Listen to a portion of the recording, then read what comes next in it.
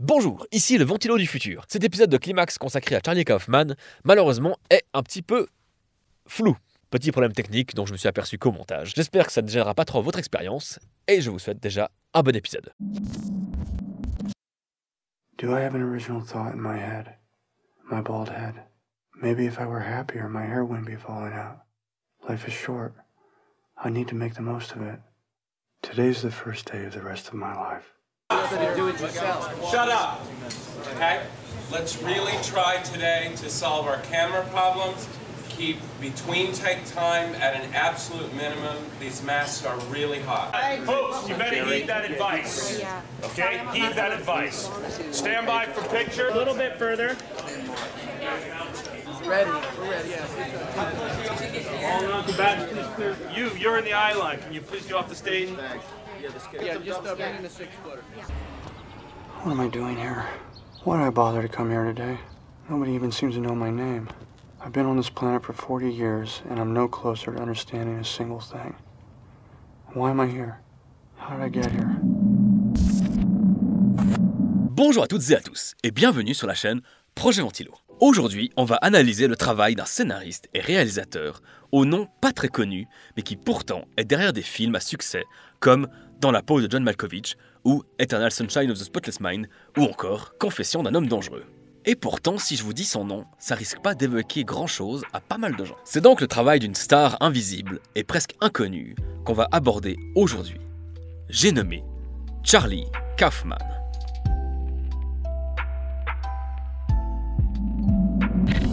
Et comme d'habitude, on va commencer par aborder sa filmographie, film par film. Et si vous voulez passer directement à l'analyse, vous pouvez passer à ce minutage de la vidéo. Mais je vous déconseille parce qu'il y a des perles dans ces scénarios. Oh oui! Bien, donc, c'est parti. Charlie Kaufman commence sa carrière comme scénariste avec le film Dans la peau de John Malkovich, ou Being John Malkovich. Film qui sera réalisé par Spike Jonze et dans lequel un homme, Craig, interprété par John Cusack, trouve dans son bureau un passage qui mène à John Malkovich, l'acteur, interprété par John Malkovich. Quand on emprunte ce passage, on devient John Malkovich. J'ai oublié de vous prévenir que les scénarios de Charlie Kaufman sont souvent particuliers. Donc, après avoir scénarisé Dans la peau de John Malkovich, il écrit le scénario de Human Nature, de Michel Gondry. Dans ce film sorti en 2001, Lila, incarnée par Patricia Arquette, est une jeune femme atteinte d'un syndrome qui fait pousser sa pilosité de manière abondante et qui s'en va vivre en forêt avant de rencontrer un scientifique, joué par Tim Robbins, qui mène des expériences sur des souris. Tous deux vivent heureux et un jour, ils rencontrent un homme sauvage qui vit seul dans les bois. Ils vont tenter de l'éduquer et d'expérimenter sur lui, mais rapidement va naître un conflit dans le couple. En 2002, Charlie Kaufman coécrit avec son frère fictif un de ses meilleurs scénarios, Adaptation. Et on va beaucoup revenir dessus. Ce film réalisé de nouveau par Spike Jonze parle du scénariste du film Dans la peau de John Malkovich, un certain Charlie Kaufman, incarné à l'écran par notre sauveur Nicolas Cage. Suite au succès du film Being Malkovich, ce Charlie Kaufman se voit confier la tâche d'adapter le livre Le voleur d'orchidées au cinéma. Ce livre parle de Suzanne Orlean et de son enquête concernant un collectionneur d'orchidées rares. Le scénariste est confronté au syndrome de la page blanche et il tente de trouver la meilleure manière d'adapter ce roman au cinéma. Pour ce faire, il se fera notamment aider des conseils de son frère jumeau, David Kaufman, incarné par Nicolas Cage. Logique.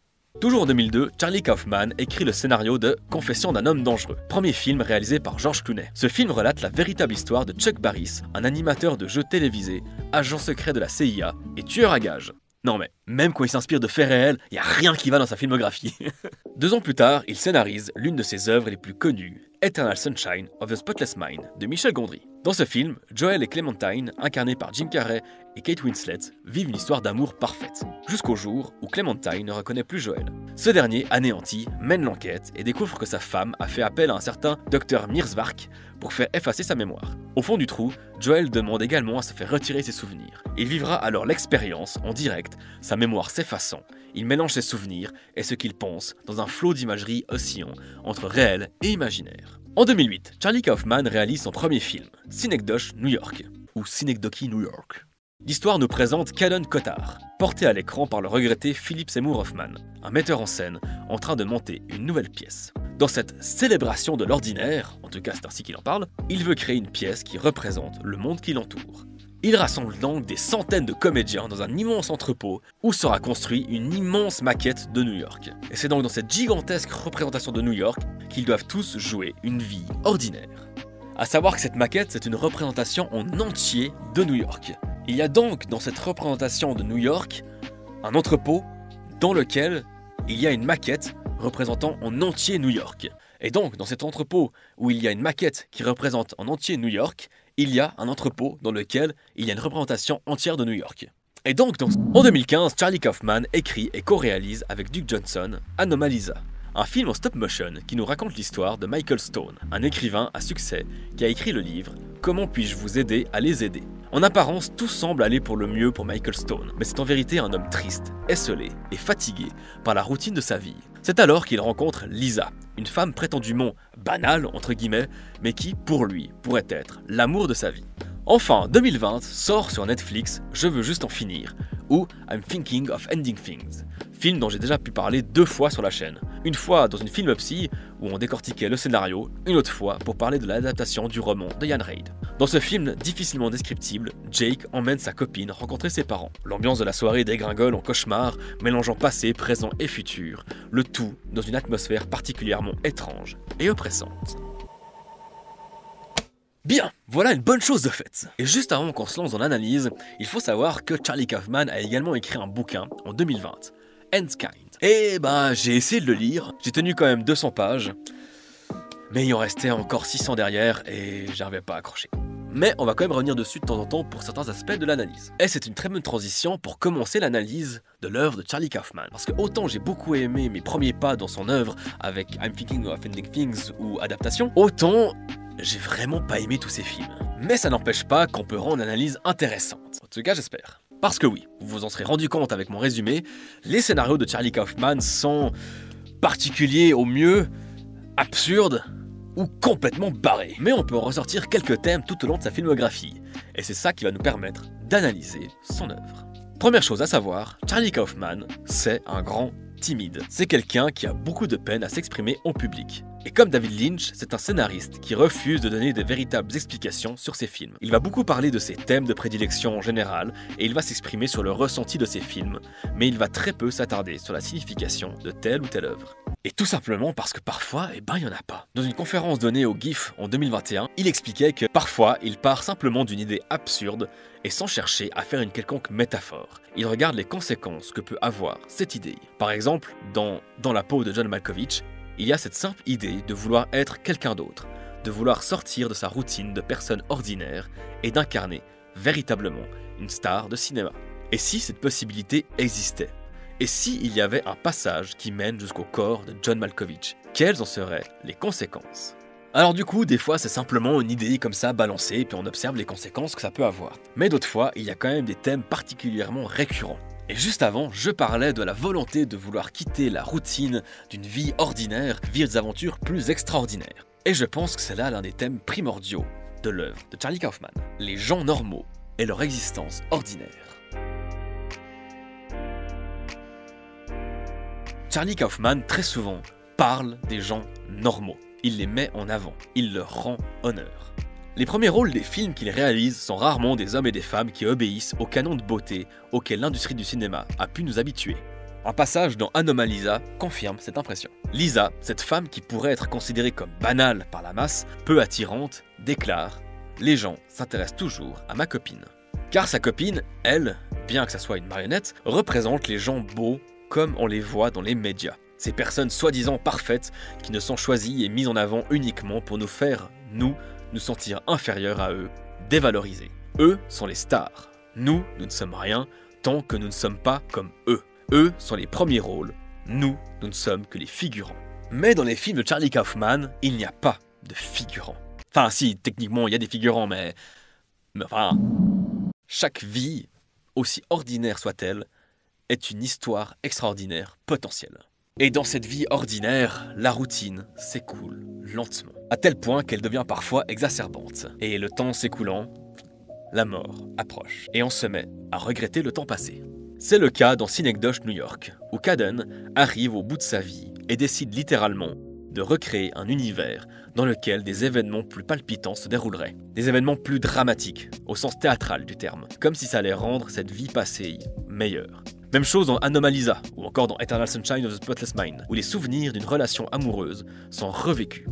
Enfin, dans I'm Thinking of Ending Things, on pouvait analyser que les personnages principaux n'étaient que les projections d'un vieil homme seul qui s'imaginait ce qu'aurait pu être sa vie si ses choix avaient été différents.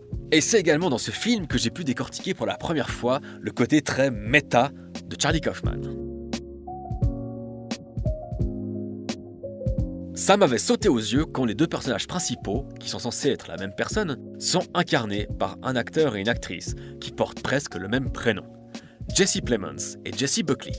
Car oui, se tenir sur cette corde étrange, sur cette frontière entre réalité et fiction, voilà quelque chose que Charlie Kaufman utilise souvent. Et ça n'a jamais été aussi vrai que dans son film Adaptation. Comme je le disais plus tôt, c'est un film dans lequel Nicolas Cage joue Charlie Kaufman, qui doit adapter le livre Le voleur d'orchidées au cinéma. Ne sachant pas comment faire, Charlie Kaufman, donc Nicolas Cage, dialogue avec son frère jumeau fictif, Donald Kaufman, donc Nicolas Cage. Celui-ci a des idées bien plus hollywoodiennes, entre guillemets, avec course-poursuite, action, drame et j'en passe. L'auteur du roman, Suzanne Orlean, la vraie est incarnée par Meryl Streep dans le film, car oui, elle y apparaît. Forcément, puisque Charlie Kaufman, donc Nicolas Cage, est intrigué par ce roman et tente de rentrer en contact avec l'auteur et essaye de comprendre le véritable ressenti de Suzanne Orlean pour ressortir la meilleure adaptation possible. Quoi ?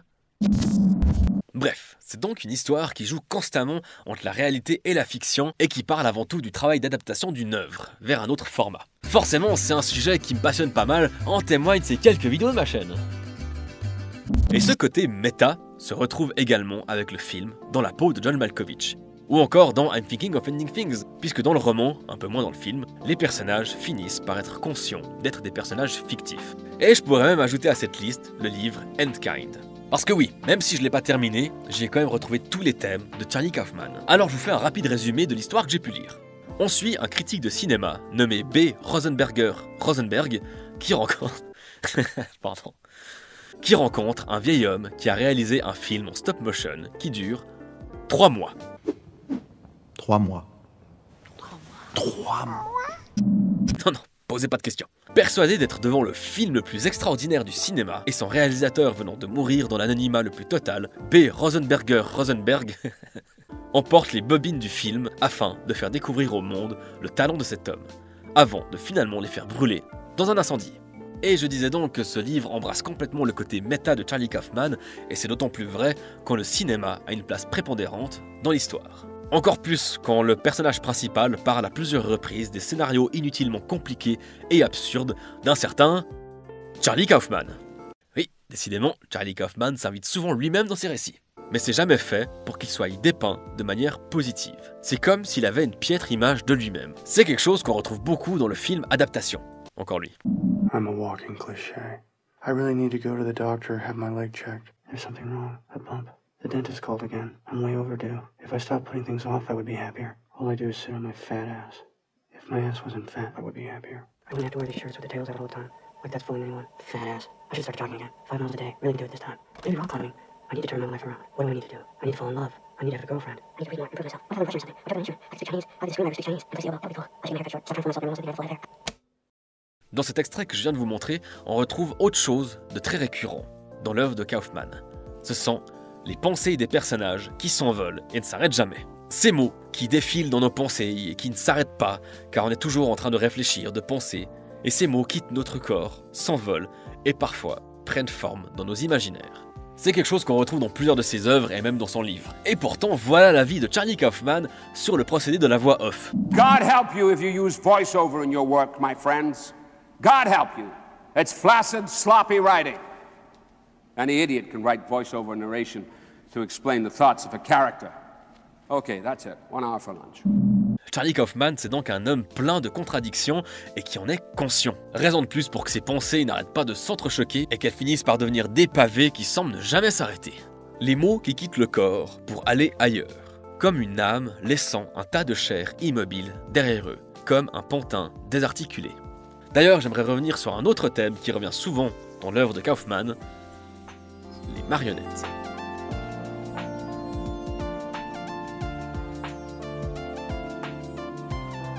Qu'est-ce qu'une marionnette? Petite figure de bois, de carton, de tissu qu'une personne cachée ou visible... Pardon.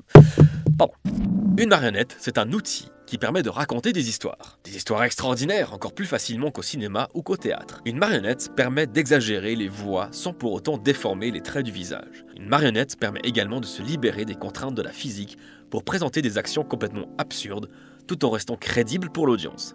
On parle souvent de suspension consentie de l'incrédulité, c'est-à-dire que lorsqu'un spectateur se trouve devant une œuvre de fiction, il accepte les règles établies par l'univers du film, même si elles ne sont pas réalistes. Il y a un contrat tacite qui naît entre le spectateur et l'œuvre. Eh bien, des marionnettes, c'est un moyen rapide et facile pour créer cette suspension consentie de l'incrédulité, car c'est un objet, un jouet en somme, que l'on connaît depuis l'enfance. Alors pourquoi Charlie Kaufman évoque si souvent des marionnettes dans ses œuvres? Dans Anomalisa, le film est tourné en stop motion avec des marionnettes. Dans Endkind, il est fait mention de plusieurs milliers de marionnettes pour réaliser le film qui dure 3 mois. Dans Being Malkovich, l'acteur devient littéralement une marionnette.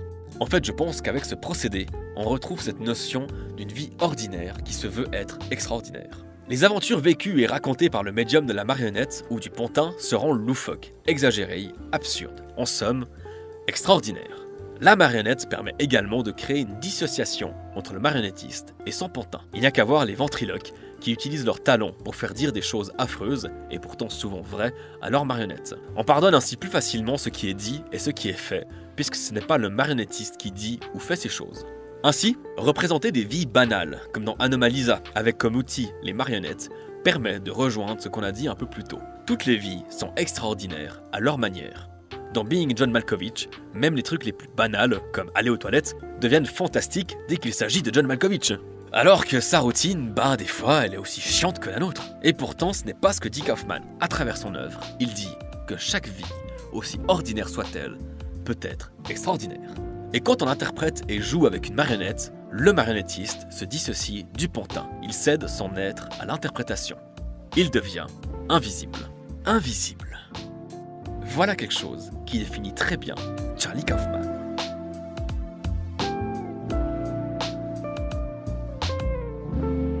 Dans son livre Endkind, il écrira « Ce n'est pas facile de regarder les invisibles, même quand vous êtes vous-même invisible. On n'a pas envie d'y penser.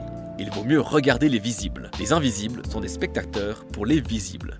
Ils sont là pour regarder, pas pour être regardés.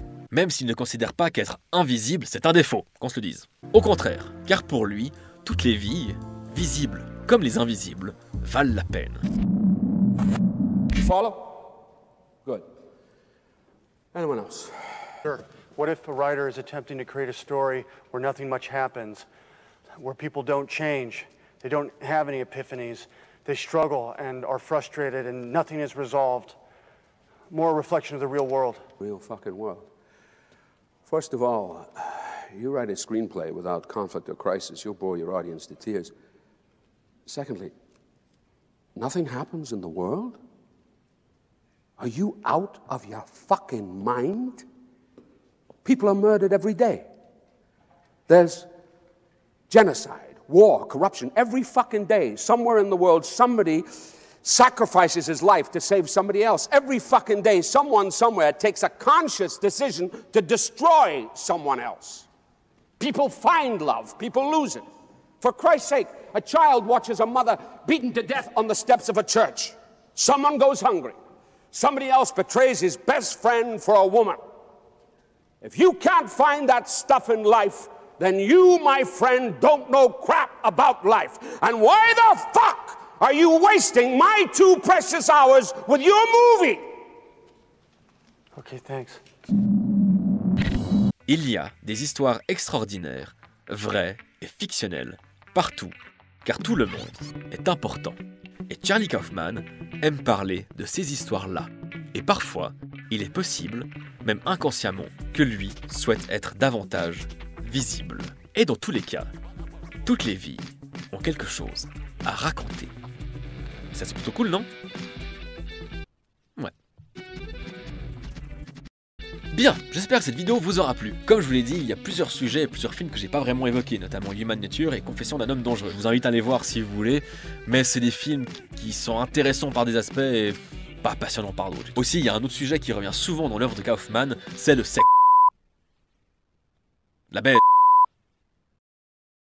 le co... le cul. Et si je l'ai pas évoqué, c'est pas seulement à cause de Monsieur YouTube, c'est aussi parce que je trouve pas que c'est le sujet le plus passionnant abordé par Kaufman. Mais dans tous les cas, j'espère que cette vidéo vous aura plu. Si vous connaissez l'œuvre de Kaufman ou certains de ses films, n'hésitez pas à venir en discuter dans les commentaires. Comme vous le savez, j'essaie de répondre à tout le monde, et c'est toujours un plaisir de discuter avec vous. Si vous avez d'autres œuvres à analyser, que ce soit celle d'un réalisateur, d'une réalisatrice, que ce soit d'autres films à décortiquer, n'hésitez pas à le dire dans les commentaires également. Je tiens une liste de toutes vos propositions. On se retrouve donc tout bientôt pour de nouvelles aventures cinématographiques.